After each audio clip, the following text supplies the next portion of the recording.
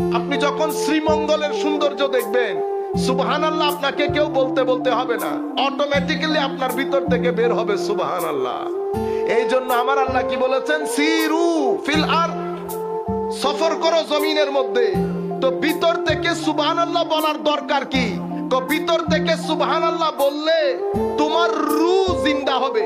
তোমার যদি রূহ জিন্দা হয়, তোমাদের মানসিক স্বাস্থ্য সুন্দর হবে। আমার আল্লাহ আমাদের জন্য পৃথিবীকে সাজিয়েছেন থাকার জন্য, এবং এই পৃথিবীর জমিনকে আমার আল্লাহ উর্বর করেছেন, উপর থেকে বৃষ্টির ব্যবস্থা করেছেন, প্রত্যেক এমন জিনিস সৃষ্টি করেছেন যেটা আমার জন্য উপকারী। ওয়ালাকুম ফিল আরদে মুস্তাকার ওয়া মাতা ইলা ঈদ, তোমাদের জন্য জমিনকে তোমাদের থাকার জন্য উপযোগী করেছি এবং তোমাদের জন্য খাদ্যের ব্যবস্থা করেছি।